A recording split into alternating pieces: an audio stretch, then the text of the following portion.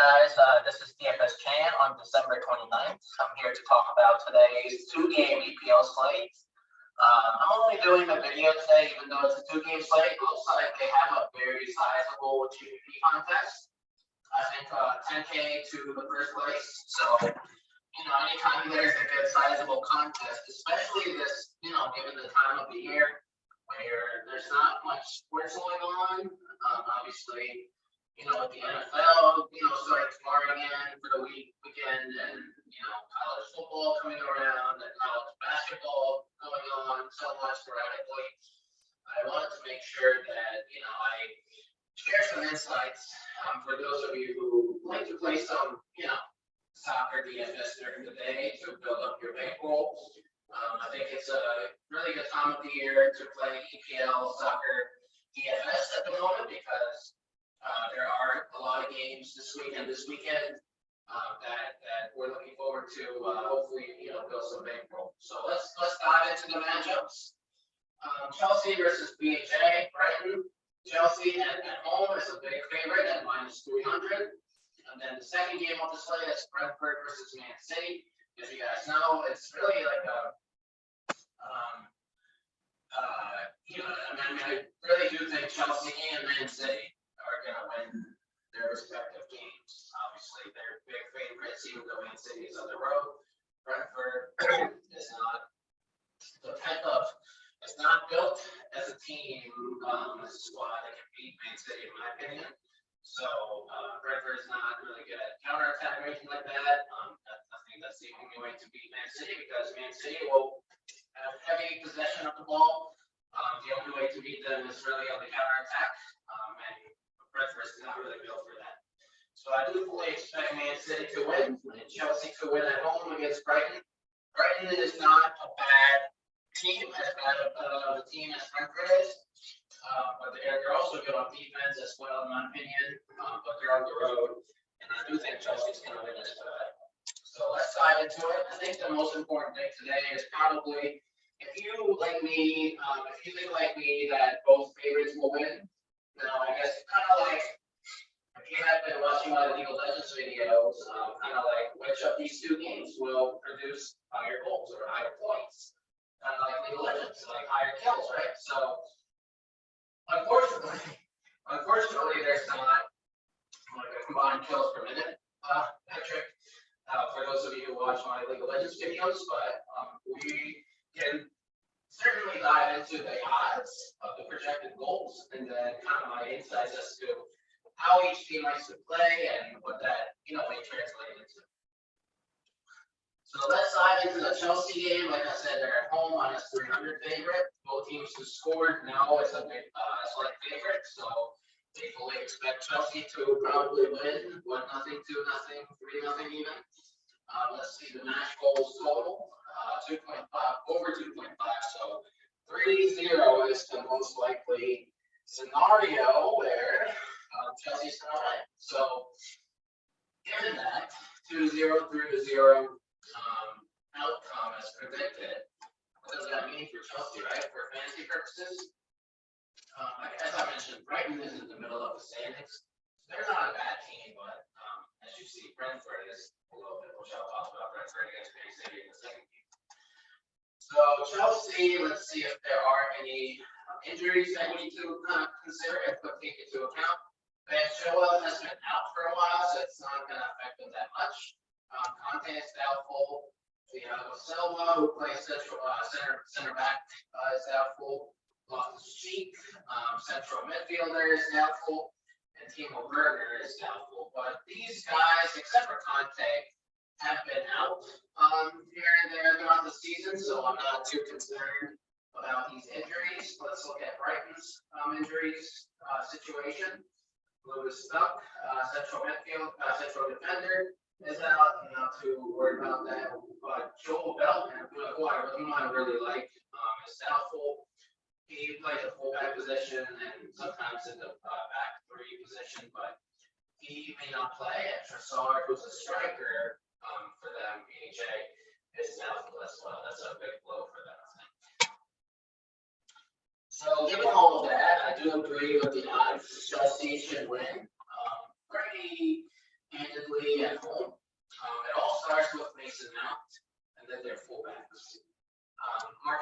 Alonso takes corner kicks. Reece James could certainly take corner kicks, but Marcus Alonso, Mason Mount haven't taken sharing corner kicks. So these two guys are probably the highest floor guys. And then another high floor guy is Reece James. Even though he doesn't take any set pieces, he very much likes to cross the ball in the open play. And as you guys know, in Soccer DFS, crossing the ball can translate into a lot of points and also in a lot of opportunities that can lead to shots assisted, and chances created. And yeah, so I think it all starts with those three guys: Marcus Alonso, Reece James, and Mason Mount. And given that Mason Mount is playing in the top three, like a forward position, obviously he's going to be the most likely to score a goal among those three. So obviously he has the highest ceiling, in my opinion. But these three guys have the highest floor for Chelsea today. And then other guys, let's talk about Jorginho, only because he scored 2 goals last game, both off of penalty kicks.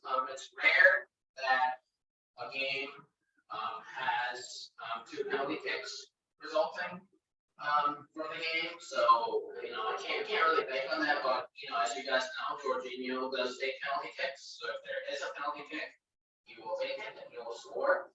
I just do not see another world where in which he will score 2 goals. So, that is what it is. But if you like to play him for, whatever penalty share that he has, feel free to do so. But I try to avoid him for cash purposes or optimal lineup setting, only because he just does not create enough plays in the open play.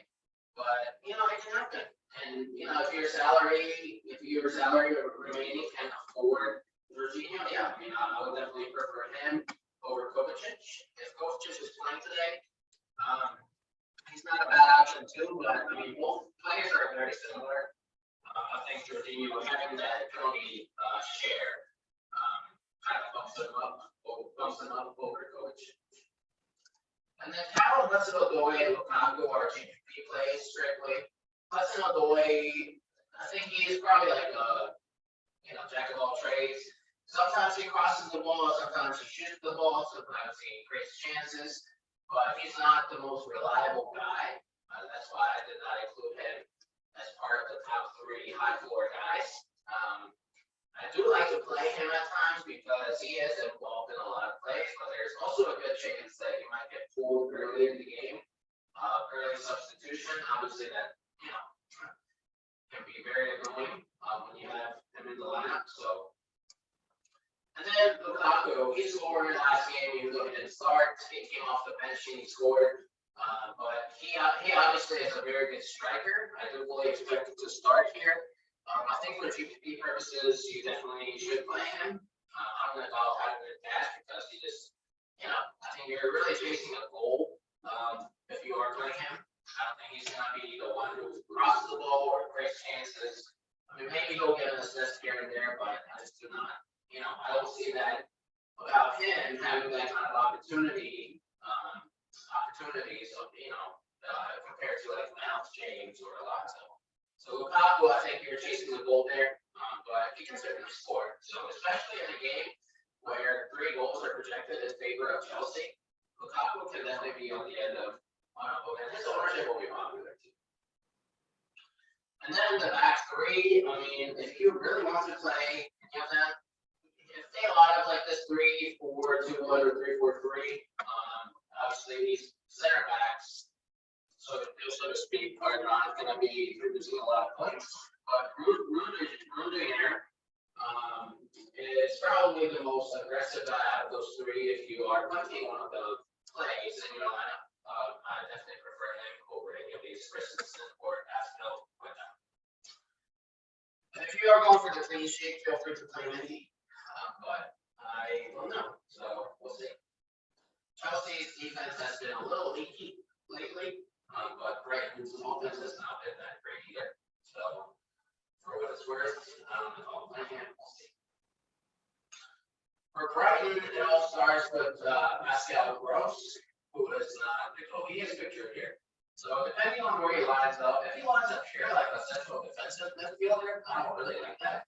even though he'll probably have a good share of set pieces. I know he and Solly March have been sharing set pieces here and there, but Gross has been in bad form lately, so I don't know if I'll play him. But just give it that set piece, and if he's also lined up in one of the offensive, one of the forward positions, and I would certainly like him more rather than where he is pictured here on the screen. Solly March, I think, is a good play. I think like I said, he takes some set pieces. And then he likes to, I've seen him where he can create some plays in the open field. And like as mentioned before, Chelsea is not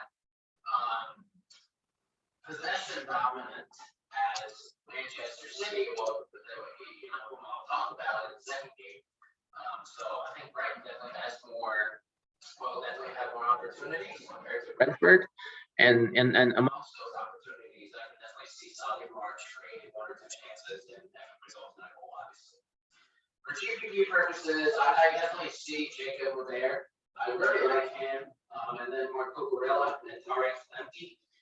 These three guys are probably the chance creators, in my opinion, who can definitely create chances. There is probably, just given the formation, I like him to play better in the open field or create more chances in the open field. So I definitely prefer him over any of those fullbacks here. The second game of the slate is Manchester City versus Brentford. Manchester City is a huge favorite of the road. Both teams to score? No. So they fully expect Man City to score by themselves. Brentford probably ending up with 0 goal based on the odds. Over 2.5 goals is the odds. So 3-0, 2-0, 4-0 for Man City is probably the most likely outcome. Manchester City, it all starts with Kevin De Bruyne. If he is starting, I don't know if he will start, as obviously as mentioned. EPL it's been pretty busy. This week and last week, starting before Christmas, it's been pretty busy. So they're going to submit some players here and there. So we'll see if he starts. But if he does start, Kevin De Bruyne was underpriced last game. So we'll see if he plays, and I'll definitely play him again. And then in addition to Kevin De Bruyne, definitely see who is lined up in the top forward.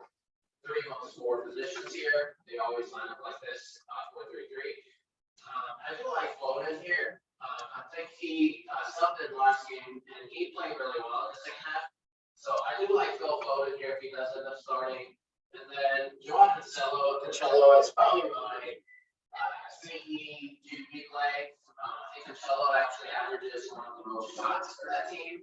And then also one of the most crosses for that team. So he is really the jack of all trades, but at a very high level, at a high pace. So I like him a lot on DraftKings. On FanDuel, I know some of you guys were asking me about live questions or player questions on FanDuel. On FanDuel, the fullbacks who like to cross the ball do not matter as much because they do not get points for crosses made.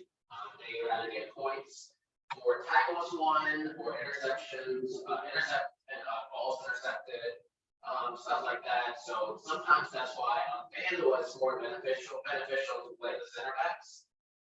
So anyway, given all of that, but Joao Cancelo is nonetheless a very good option. And Zinchenko, if he ends up starting again, I like him a lot too. But Cancelo definitely is preferred over Zinchenko. They both like the process. And then for Brentford, if you are in the mood to just take a long shot, it all starts with Serge Conyos and then Ivan Toney. Let's see, Matthias Jensen also sometimes takes set pieces, but Serge Conyos and Ivan Toney, I think it starts with them. If they end up both starting, I like them both for GPP purposes, but essentially Manchester City should dominate the game. So they'll have the ball probably at least 60% of the time. Which will translate into Man City creating more chances, creating more shots, and shots on goal, and scoring opportunities. So Brentford's ceiling is very, very limited. So given all of that, I'm not going to be playing much Brentford today. So, but yeah, that's all I got for you guys today. as mentioned, it's a 2-game slate, but there are some sizable contests. So maybe there will be some picky twos, or there will be some same lineups that will split the pot. But despite all that, I think it's still a fun soccer DFS slate to play during the day, because there's not much going on during the day unless you're a college football fan these days. But that's all I got for you guys today. If you guys have any questions, let me know. If you like the video, please like the video, or leave a comment, or hit the subscribe button. Thank you.